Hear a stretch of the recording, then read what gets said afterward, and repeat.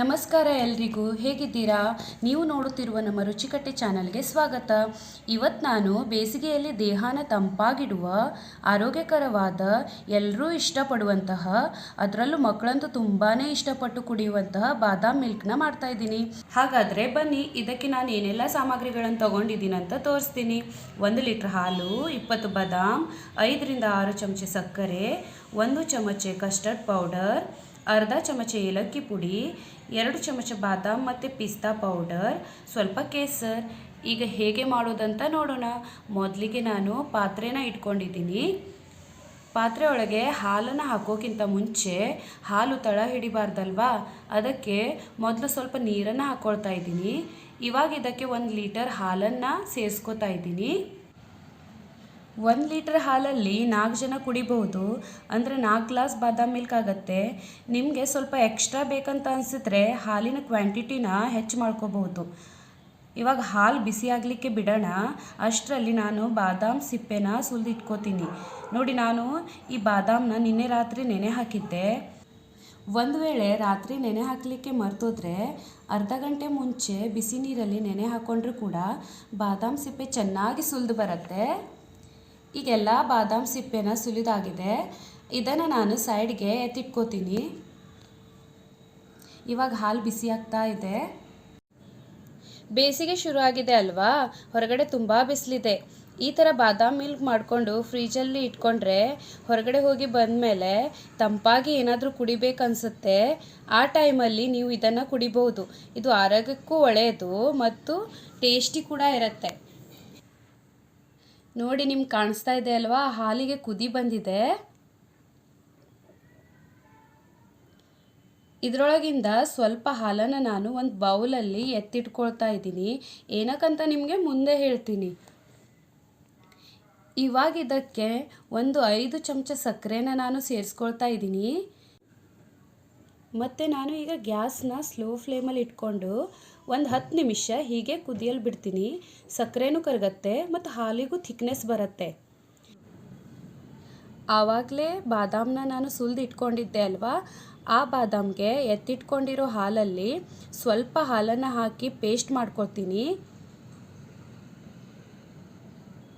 ಇವಾಗ ಇದು ಪೇಸ್ಟ್ ಆಗಿದೆ. ಇದನ್ನು ನಾನು ಹಾಲಿಗೆ ಹಾಕಿ ಚೆನ್ನಾಗಿ ಮಿಕ್ಸ್ ಮಾಡ್ಕೊತೀನಿ. ಇಲ್ದಿದ್ರೆ ಇದು ಬಾದಾಮ್ ಪೇಸ್ಟ್ ಹಾಕಿದೆ ಅಲ್ವಾ, ಅದು ಕೆಳಗಡೆ ಹೋಗಿ ಕುತ್ಕೊಂಡ್ಬಿಡತ್ತೆ. ಸೊ ಅದ್ರ ಸಲುವಾಗಿ ಚೆನ್ನಾಗಿ ಮಿಕ್ಸ್ ಮಾಡ್ಕೋಬೇಕು.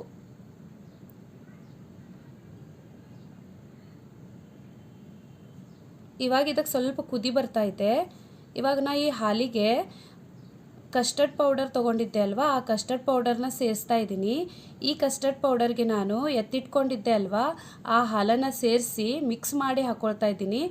ಯಾಕಂದರೆ ಈ ಕಸ್ಟರ್ಡ್ ಪೌಡರ್ ಡೈರೆಕ್ಟಾಗಿ ಹಾಕಿದರೆ ಗಂಟು ಆಗುತ್ತೆ. ಅದ್ರ ಸಲುವಾಗಿ ಈ ರೀತಿ ಹಾಲು ಅಥವಾ ನೀರು ಮಿಕ್ಸ್ ಮಾಡಿ ಹಾಕಿದರೆ ಗಂಟುಗಳಾಗೋದಿಲ್ಲ. ಈಗ ಇದನ್ನು ಮಿಕ್ಸ್ ಮಾಡ್ಕೊತಾ ಇದ್ದೀನಿ. ಇದಕ್ಕೆ ನಾನು ಸ್ವಲ್ಪ ಕೇಸರನ್ನ ಸೇರಿಸ್ಕೋತೀನಿ. ಇದು ಕೇಸರ್ ಹೂ ಇದೆ ಅಲ್ವಾ, ಇದು ಒಳ್ಳೆ ಟೇಸ್ಟ್ ಕೊಡುತ್ತೆ ಮತ್ತು ಇದರಿಂದ ಕಲರ್ ಕೂಡ ಚೆನ್ನಾಗಿ ಬರುತ್ತೆ. ಇದು ನೀವು ಬೇಕಾದರೆ ನಿಮ್ಮ ಹತ್ರ ಇದ್ದರೆ ಹಾಕ್ಕೊಳ್ಳಿ, ಇಲ್ಲಾಂದರೆ ಸ್ಕಿಪ್ ಮಾಡ್ಕೊಂಬಿಡಿ.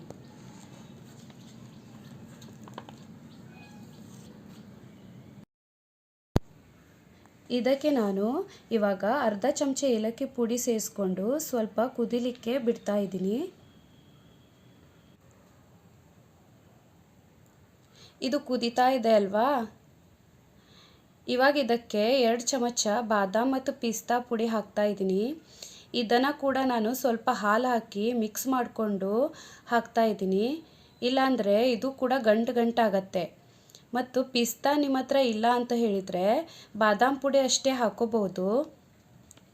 ಇದನ್ನು ನುಣ್ಣಗೆ ಪುಡಿ ಮಾಡ್ಕೋಬಾರ್ದು. ಇದು ತರ್ತರಿಯಾಗಿರಬೇಕು ಮತ್ತು ಕುಡಿಯುವಾಗ ಬಾಯಲ್ಲಿ ಸಣ್ಣ ಸಣ್ಣ ಪೀಸಸ್ ಹಾಗೇ ಸಿಗಬೇಕು. ಅಂದ್ರೇ ಕುಡಿಯುವಾಗ ಮಜಾ ಬರುತ್ತೆ. ಇಷ್ಟೇ ಥಿಕ್ನೆಸ್ ಇಟ್ಕೋಬೇಕು. ಜಾಸ್ತಿ ಥಿಕ್ಕಾದರೆ ಕುಡಿಲಿಕ್ಕೆ ಚೆನ್ನಾಗಿ ಅನಿಸೋದಿಲ್ಲ.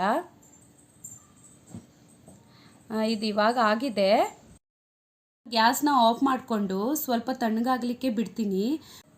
ಇದು ಸ್ವಲ್ಪ ತಣ್ಣಗಾದ ಮೇಲೆ 1-2 ಗಂಟೆ ಫ್ರಿಜ್ಜಲ್ಲಿ ಇಟ್ಟು ಕುಡಿಬಹುದು.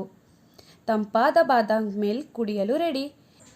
ಈ ಸಮರ್ ಸ್ಪೆಷಲ್ ಬಾದಾಮ್ ಮಿಲ್ಕ್ ನೀವು ಮನೆಯಲ್ಲೇ ಮಾಡಿ ನಿಮ್ಮ ಅನಿಸಿಕೆಯನ್ನು ನನಗೆ ಕಮೆಂಟ್ ಮೂಲಕ ತಿಳಿಸಿ. ಈ ರೆಸಿಪಿ ನಿಮಗೆ ಇಷ್ಟವಾದರೆ ನಮ್ಮ ಚಾನಲ್ನ ಲೈಕ್, ಶೇರ್, ಸಬ್ಸ್ಕ್ರೈಬ್ ಮಾಡಿ ಬೆಲ್ ಐಕಾನ್ ಒತ್ತಲು ಮರೆಯಬೇಡಿ. Thanks for watching. Take care. Bye.